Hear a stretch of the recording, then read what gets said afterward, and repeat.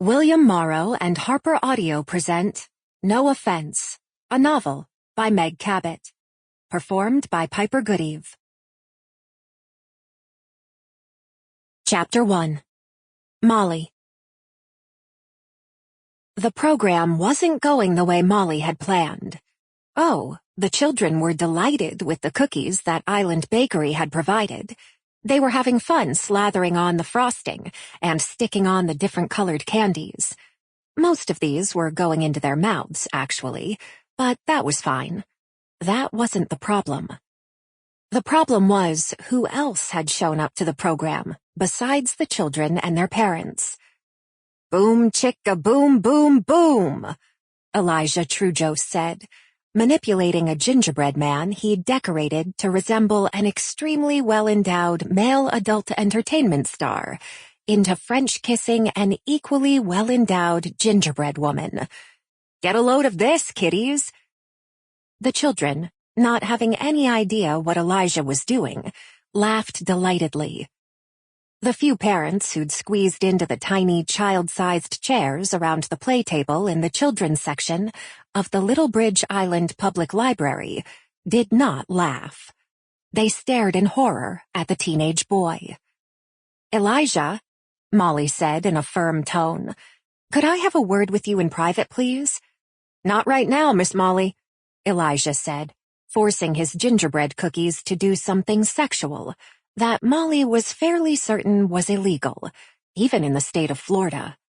"I'm busy enjoying this lovely children's program you've set up." Gritting her teeth, Molly wished she'd listened to Phyllis Robinette, her mentor and predecessor, who'd warned her, "Never do any children's programs involving food.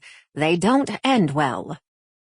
But what could possibly go wrong with cookie decorating? Molly had asked herself. The cookies she'd ordered were gluten, dairy, and nut-free, and so couldn't trigger the allergies of any of her known patrons. And the dough had been cut and baked into human shapes, completely androgynous. She'd even been careful to ask for no gingerbread women, in skirts, as that might be perceived as sexist. Her gingerbread persons were completely gender-neutral. And yet somehow, Elijah Trudeau had found a way to pervert even this. She leaned over Elijah's shoulder and said, as patiently as she could, "That's the problem, Elijah. This is a children's program. You're 16, and so technically a young adult. Wouldn't you be more comfortable over in the young adult section?" "At what age does childhood end, Miss Molly?" Elijah asked, pausing the gyrations into which he'd been twisting his festively decorated cookies to give the farmyard mural on the children's room's ceiling a thoughtful glance. "The Jewish faith says childhood ends at 13, when a boy achieves adulthood through his bar mitzvah.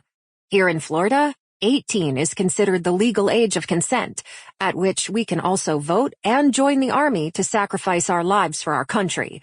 But neurologists now say the human brain isn't fully mature until the age of 26.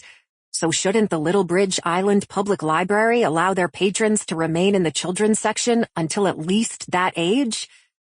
Molly narrowed her eyes, and not only because of the excessive amount of cologne Elijah was wearing. She'd heard all of his speeches many times before. "You do know that if a patron engages in disruptive behavior, the librarian has the right to ask him or her to leave?" "How am I being disruptive?" Elijah asked. "I'm following the program guidelines, decorating cookies." He held up his obscene gingerbread man and woman. "Although I'm a little offended by the fact that you're so offended by my humor, Miss Molly. You really need to loosen up." Molly restrained an urge to say something she'd regret. This was not her first tangle with Elijah Trudeau in the 5 months since she'd taken the job as children's media specialist at the Littlebridge Island Public Library. But she was determined that it would be her last. "Fine, Elijah," she said calmly, "if that's the way you want it." Then she walked back to her desk and picked up the phone. "Ooh!" Elijah cried, delighted. "Calling the popo, are we? Gonna get me Sample complete. Ready to continue?